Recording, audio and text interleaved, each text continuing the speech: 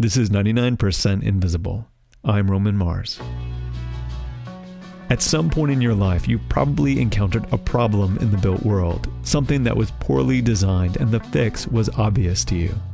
Maybe a door that opened the wrong way, or a poorly painted marker on the road. I notice this kind of stuff all the time, even more so now after creating this show. I'm sorry if you do too, because you listen to this show. And mostly when we see these things, we grumble on the inside and then do nothing. There are all sorts of reasons for our inertia. We don't know how to fix it. It's not ours to fix. We could get in trouble. That's producer David Weinberg. You might notice these little design flaws for years, silently fuming. Until one day. He called me and said, okay, we're doing it. It was early Sunday morning, August 5th, 2001 in Los Angeles, California. Richard Ankrum and a group of friends were on the 4th Street Bridge over the 110 freeway. They were about to commit a crime. It's going to be a high-profile, dangerous situation. Not only could I get arrested, I could kill somebody. Really, I was terrified of that. But let's back up. About 20 years prior, Richard Ankrum, an artist living in Orange County, was driving north on the 110 freeway. As he passed through downtown Los Angeles, he was going to merge onto another freeway, the I-5 North. But he missed the exit and got lost. And for some reason, it just stuck with him. Years later, when Richard moved to downtown Los Angeles, he was driving on the same stretch of freeway where he'd gotten lost a decade before, when he looked up at the big green rectangular sign suspended above. I realized why I missed the exit is because it wasn't adequately signed. Bad wayfinding. The exit for the I-5 wasn't indicated on the green overhead sign. There was even a big open space where there should have been a blue and red interstate shield, and above that, it should have said north. It was clear to Richard that Caltrans, the California Department of Transportation, had made a mistake. So Richard, an artist and sign painter, decided to make the Interstate 5 North Shield himself and install it in the place he thought it should have been all along, high above the 110 freeway. He would call it an act of guerrilla public service. The whole idea was to be sort of a public servant, or actually to show what you can do with artwork. You can put it in plain sight and have a functioning, working thing for everyone to use. Richard started by studying LA freeway signs, holding up Pantone swatches to perfectly match the paint color. He dangled over bridges to measure the exact dimensions of other signs. And most importantly, he downloaded the Necronomicon of California road signage, the MUTCD.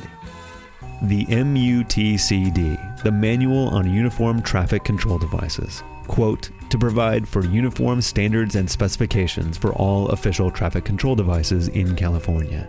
It's not a beach read. I have it as more of a lazy Sunday afternoon read. All the specs are online so people can bid on projects. Richard wanted his sign to be built to the exact specifications of Caltrans, which were designed to be read by motorists traveling at high speeds. The shield with a 5 on it is 3 feet roughly high and wide. It's less than 1/8 of an inch, barely an 1/8 of an inch thick aluminum. It's still pretty strong. And above that I put the word north, and that was about 14 inches by 5 feet.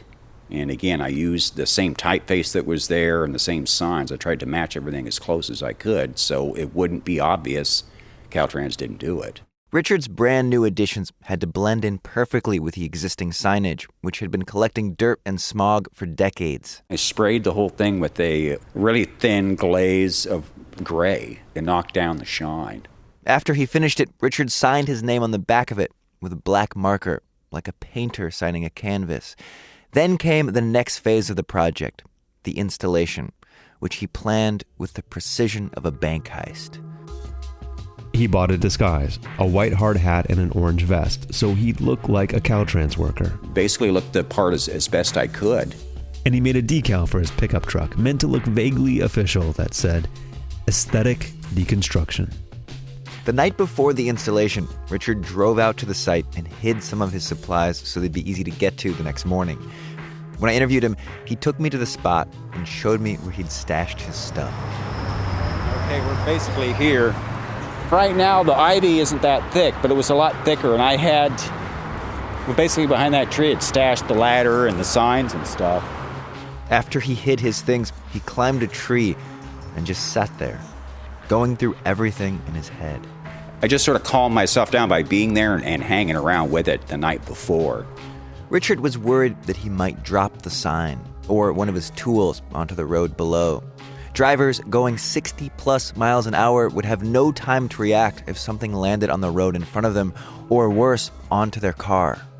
That was the scariest thing of the whole project, is if somebody got hurt, I'd have to live with that. And then the project, I'd have to can it, because it would have defeated the whole idea of it. But despite some reservations, Richard was pretty confident he could pull the whole thing off. And he'd gone too far to turn back. And that brings us back to the morning of August 5th, 2001. Richard did not act alone. He asked several friends to film the installation from different vantage points. Amy Inoa was one of the friends he enlisted to film. We did it at 6 a.m. or 7 a.m. on a Sunday morning. It was tense because we all thought we were going to get into trouble. Richard had chosen a Sunday morning to put up the sign, knowing that there would be little traffic and the morning light rising above the skyscrapers would be just right for filming. What he hadn't anticipated was that Caltrans had also picked that morning to do work on the same stretch of highway. Yes, they happened to be doing some other work on the freeway just south of that sign. When they saw the Caltrans workers, they thought about turning back. But I had surmised, after all, this is a pretty large city, there'd be more than one sign crew.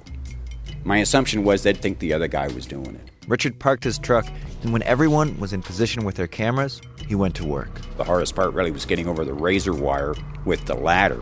Once he was up on the catwalk, nearly 30 feet above the highway, he started screwing in the new sign, careful not to drop any screws on the cars below.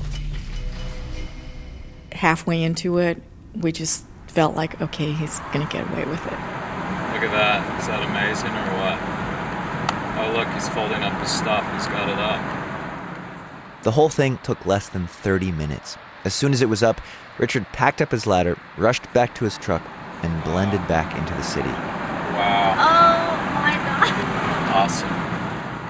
I think we all went out to breakfast together afterwards, and we were super relieved and really happy. Only a small group of people knew that the Interstate 5 shield with the word North hanging above the 110 freeway was a forgery.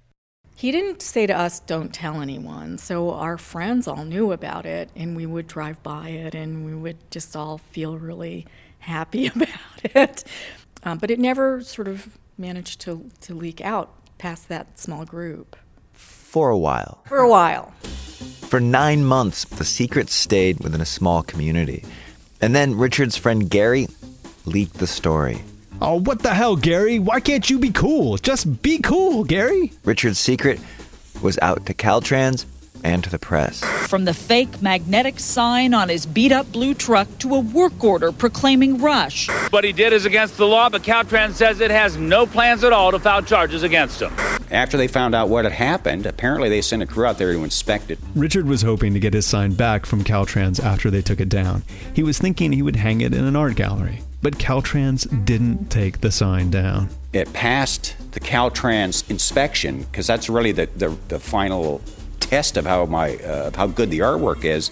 It stayed up for 8 years, 9 months, and 14 days, I believe. It's not exactly accurate, but it's pretty close to that.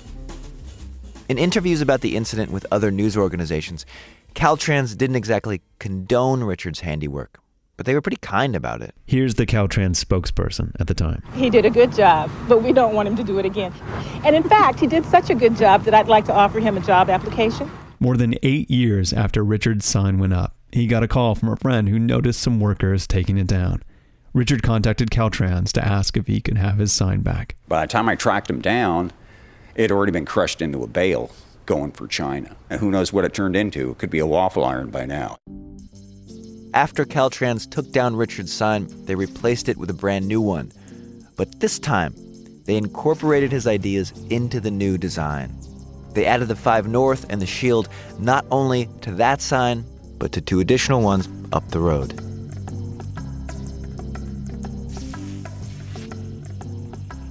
A little epilogue. Richard's highway sign is a happily ever after story. The sign worked. People appreciated it. No one got hurt, thankfully. Even Caltrans was really pretty nice about the whole thing.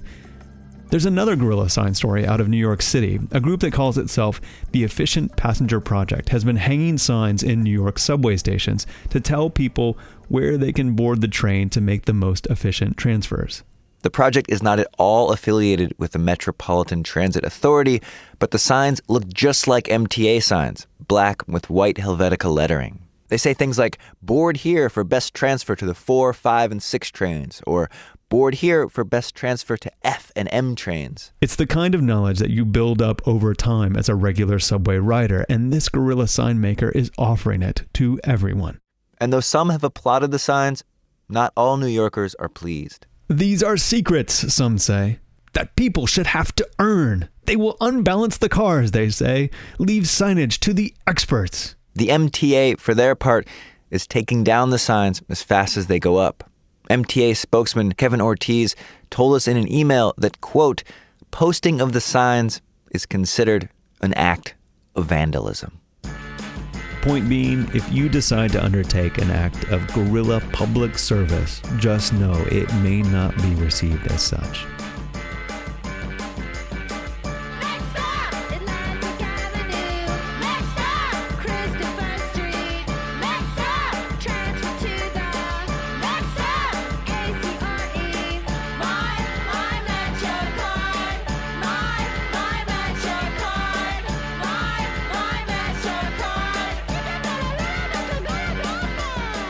"99% Invisible" was produced this week by David Weinberg with Katie Mingle, Sam Greenspan, Avery Trufelman, and me, Roman Mars. We are a project of 91.7 KALW San Francisco and produced out of the offices of ArcSign, an architecture and interiors firm. Damn good one, if you ask me. If you ask anyone, really. In beautiful downtown Oakland, California. You can find this show and like the show on Facebook. We're all on Twitter and Instagram. Avery runs the Tumblr. I make the Spotify playlist of 99PI songs. But I encourage you to explore the entire world of 99% Invisible at 99pi.org.